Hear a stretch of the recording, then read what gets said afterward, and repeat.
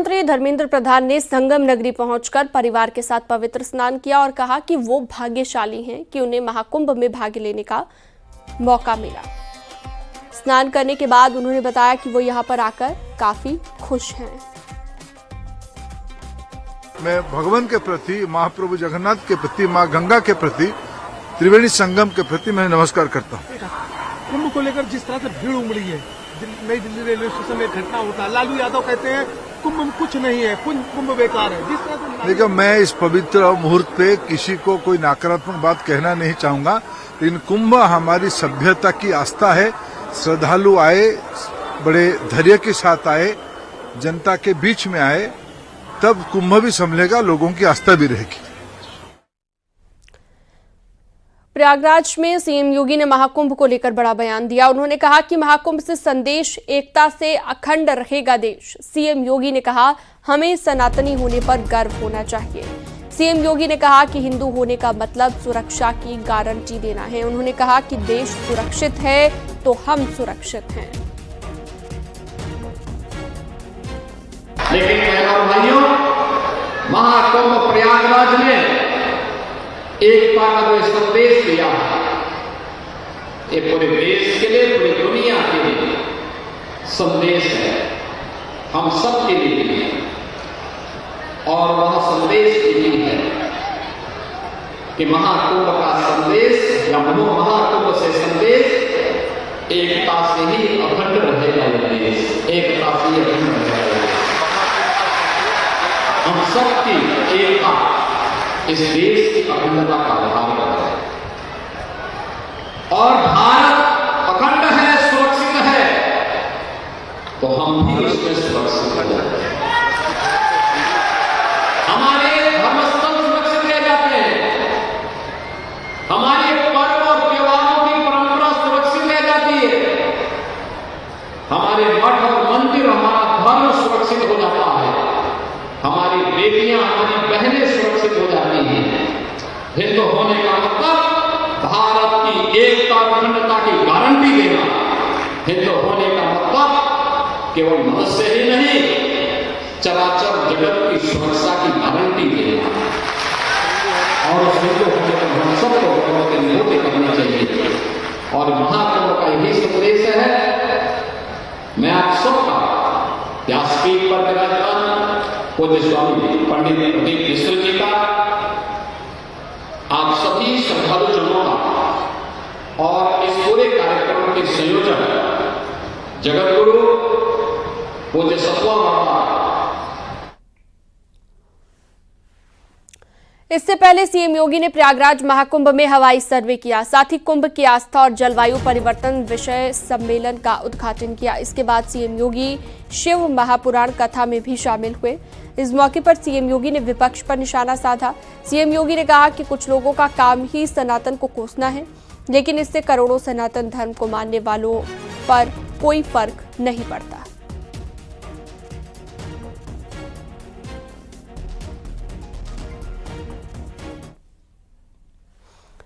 महाकुंभ में स्नान का महा रिकॉर्ड बना है। अब तक 52 करोड़ लोगों ने स्नान किया है। महाकुंभ में आज भी भारी भीड़ उमड़ी हुई है। आज सुबह 10 बजे तक महाकुंभ में करीब 60 लाख लोगों ने स्नान किया है।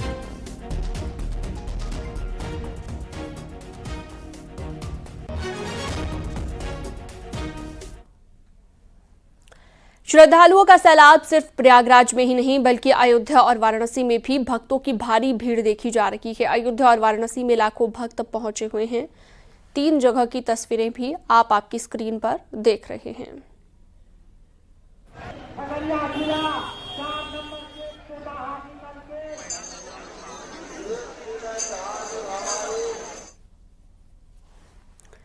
उन्नाव की बीजेपी सांसद साक्षी महाराज ने कहा है कि महाकुंभ में अब तक 53 करोड़ लोगों ने स्नान कर लिया है और आखिरी दिन तक 60 करोड़ का आंकड़ा पार हो जाएगा। उन्होंने कहा कि महाकुंभ में जिस तरह से लोगों की भीड़ उमड़ रही है, उससे विपक्ष का बौखलाना स्वाभाविक है।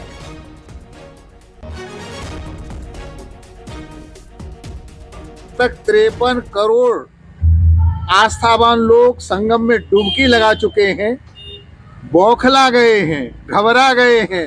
2027 सामने है और अब तक 53 करोड़ लोगों ने संगम में गोता लगा लिया है। 26 तारीख आते आते मुझे लगता है 60 करोड़ का आंकड़ा पूरा होगा। लगता है कि हिंदुस्तान की आधी से ज़्यादा आबादी प्रयागराज में है, संगम में है, गोता लगा रही है। तो विपक्ष का बौखलाना, उल जलूल बातें करना और व्यवस्था पर प्रश्न चिन्ह खड़ा करना ये स्वाभाविक है।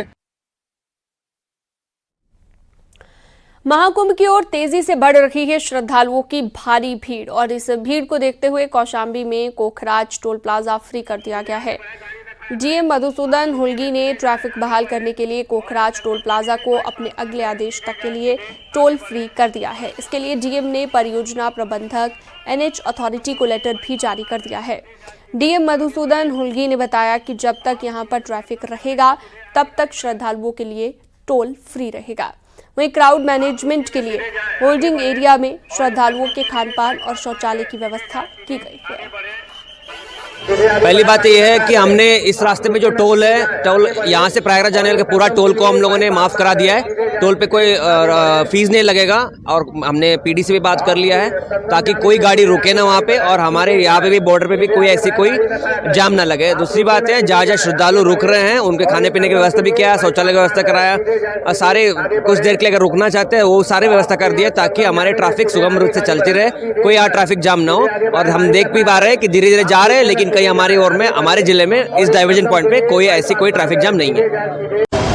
प्रयागराज महाकुंभ की ओर लगातार श्रद्धालुओं की भारी भीड़ बढ़ रही है। हमारी मौजूदगी इस समय कौशाम्बी के कोखराज टोल प्लाजा पे है। मेरे ठीक पीछे की इन तस्वीरों को देखिए, जहां कतारबद्ध गाड़ियां लंबी लंबी लाइनों में कोखराज की ओर से सीधा फापा मऊ बेला कछार पार्किंग की ओर जा रही है। हालांकि श्रद्धालुओं की भारी भीड़ को देखते हुए, कहीं न कहीं इनकी सुगमता को देखते हुए कौशाम्बी के डीएम मधुसूदन हुल्गी ने कोखराज टोल प्लाजा को माफ़ करा दिया है। पुलिस और प्रशासनिक अधिकारियों की ऐसी मंशा है कि रूट डाइवर्जन पॉइंट से महज 1 किलोमीटर की दूरी पर कोखराज का यह टोल प्लाजा है। हालांकि यहाँ पे टोल प्लाजा माफ़ होने के बाद से कहीं ना कहीं जो ट्रैफिक व्यवस्था है उसमें सुधार देखा जा रहा है। लेकिन जिस तरह से कतारबद्ध गाड़ियाँ लगातार देश के तमाम राज्यों कोने कोने से लगातार संगम की ओर बढ़ रही है, तो ऐसे में कहीं न कहीं पुलिस और प्रशासनिक अधिकारियों की चिंता जो है वो जाहिर हो रही। तो फिलहाल श्रद्धालुओं की सुरक्षा और सुविधा को देखते हुए यहाँ पर एसपी ब्रजेश कुमार श्रीवास्तव और जिलाधिकारी मधुसूदन हुल्गी स्वयं में रूट डाइवर्जन पॉइंट पर तैनात है और लगातार इनके द्वारा ये कोशिश की जा रही कि जल्द से जल्द ट्रैफिक व्यवस्था को बहाल किया जाए। तो जिस तरह से देश के तमाम राज्यों और कोनों से श्रद्धालु संगम की ओर बढ़ रहे हैं, तो कहीं ना कहीं इससे जो ट्रैफिक है वो बेहद स्लो है। लेकिन पुलिस और प्रशासनिक अधिकारियों की ये कोशिश लगातार जारी है कि जल्द ही ट्रैफिक व्यवस्था को बहाल कराया जाए। DS Yadav, news 18 Kaushambi. महाकुंभ में अनोखे किस्से और कहानियां हर रोज दिखाई और सुनाई दे रहे हैं। भक्तों का अनोखा अंदाज और अनोखा पहनावा चर्चा में है, तो कोई बाबा अपनी रहस्यमय कहानी के लिए चर्चा में है। देखिए।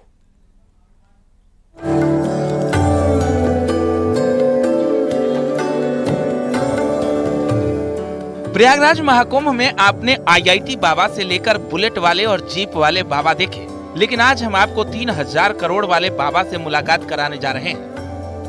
परम गुरु नाम से मशहूर ये बाबा हरियाणा के रहने वाले हैं। सुनकर आप चौंक गए होंगे कि आखिर 3000 करोड़ वाले बाबा महाकुंभ में क्या कर रहे हैं। दरअसल ये बाबा अपना कारोबार छोड़कर सत्संग करते हैं और प्रवचन भी करते हैं। बाबा का दावा है कि व्यापार तो बेकार है। उन्होंने धर्म और अध्यात्म के रास्ते पर चलकर प्रभु को याद करने की बात कही। देखिए क्या बताएं, अब लोग बोलते हैं कि ठग है, ये है, वो है। मैंने व्यापार किया तब मेरी कोई ऐसी मंशा नहीं थी कि ऐसा मेरे पर फ्रॉड का ठप्पा लगेगा। लेकिन वो कंपनी थी, नेटवर्किंग कंपनी थी, MLM कंपनी थी और उसमें काफी बड़ा बिजनेस हुआ। और जब उस कंपनी में सैकड़ों लोग करोड़पति बने, जो जिनको मैंने, ये मेरे अपने हैं, जो एम्प्लॉय भी थे, नेटवर्कर भी थे, डिस्ट्रीब्यूटर थे, और आज वो भी मेरे अपने नहीं है। तो भगवान ने मेरी आंखें खोली है, इस संसार में कोई अपना नहीं है, सिर्फ परमात्मा के सिवा कोई अपना नहीं है। तो मैं एक शून्य जो क्रिश्चियन, मैं अपने आप को भी बोलता हूँ मैं क्रिश्चियन हूँ, ठीक है, मैं उसकी शरण में चला गया हूं और मैंने भगवत गीता जेल के अंदर 5 साल के अंदर इस भगवत गीता 700 पेज की भगवत गीता आज की लैंग्वेज में लिखी है। और मैं तो ये चाहता हूं कि ऐसा लोग मेरे बारे में बुरा बुरा बोल रहे हैं, गीता सबसे बड़ा शास्त्र है, ये इसकी अनुवाद किया है, मैं तो इसकी शपथ लेकर बोलता हूं कि मैं दुनिया को कुछ देना चाहता हूं। महाकुंभ का महत्व ही निराला है। कोई 3000 किलोमीटर से सफर करके पहुंच रहा है, कोई विदेश की धरती से स्नान करने के लिए प्रयागराज की धरती पहुंच रहा है। 144 साल के अद्भुत संयोग पर हर कोई त्रिवेणी में स्नान करके खुद को धन्य करना चाहता है। ऐसे में एक श्रद्धालु ऐसा भी है जो बेंगलुरु से साइकिल यात्रा कर प्रयागराज महाकुंभ स्नान के लिए पहुंच रहा है। 1500 किलोमीटर से ज्यादा की साइकिल यात्रा कर 18 दिनों में वो चित्रकूट पहुंचा है। प्रयागराज में कुंभ स्नान करने के बाद वो अपनी यात्रा को समाप्त करेगा। ये श्रद्धालु उड़ीसा का रहने वाला है। 2 साल पहले साइकिल से ऑल इंडिया टूर शुरू किया था और पूरे भारत में 20,000 किलोमीटर की साइकिल यात्रा कर भारत के 28 राज्यों को कवर कर चुका है। महाकुंभ के मौके पर यह अनोखा भक्त अपना साइकिल राइडर का दूसरा रिकॉर्ड बनाने के लिए बेंगलुरु से प्रयागराज के लिए निकल चुका है। नमस्कार, मेरा नाम नंदी घोष कुमारी है, रहने वाला उड़ीसा का हूँ। 2 साल पहले ऑल इंडिया टूर शुरू किया था। पूरे भारत में 20,000 किलोमीटर साइकिल चला के भारत का 28 स्टेट कवर किया। और अभी मैं बेंगलुरु में था, तो मैं बेंगलुरु से प्रयागराज एक और साइकिल यात्रा करके मैं जा रहा हूँ गंगा नहाने। और प्रयागराज में गंगा नहाने के बाद यात्रा समाप्त करूँगा और अपना घर उड़ीसा जाऊँगा। और मेरा ऑल इंडिया टूर साइकिल यात्रा का उद्देश्य है ride cycle and save nature. Sangam की धरती पर श्रद्धा और भक्ति के अनोखे रंग लगातार दिख रहे हैं। ये सनातन की ही ताकत है कि भगवान की भक्ति भावना में लीन होकर कोई 3000 करोड़ का कारोबार छोड़कर महाकुंभ पहुंच रहा है, तो किसी के लिए 3000 किलोमीटर का सफर भी कम है। बहरहाल संगम में स्नान का ये सिलसिला लगातार जारी है। Bureau report, news 18। प्रधानमंत्री नरेंद्र मोदी के भाई प्रहलाद मोदी अयोध्या पहुंचे हैं। अयोध्या पहुंचकर उन्होंने रामलला का दर्शन पूजन किए। इस दौरान सर्किट हाउस में मीडिया से बातचीत करते हुए प्रहलाद मोदी ने कहा कि जिस तरह से अयोध्या में बदलाव आया है, युवाओं के लिए रोजगार के अवसर यहां पर बन रहे हैं। कुंभ की व्यवस्थाओं को लेकर प्रहलाद मोदी ने कहा कि वहां पर बहुत अच्छी व्यवस्था बन गई है। कुछ लोग बुराई कर रहे हैं, जैसे त्रेता युग में यज्ञ हुआ करता था, वैसे ही कुंभ के रूप में यहाँ पर यज्ञ हो रहा है। और यज्ञ को भंग करने के लिए कुछ राक्षस व्यवधान पैदा करते थे, उसी तरह कुंभ को लेकर भी कुछ लोग ऐसे हैं जो तरह तरह की बातें कर रहे हैं। मैं तो चौकस कहना चाहता हूँ कि पहले ऋषि मुनियाँ यज्ञ करते थे।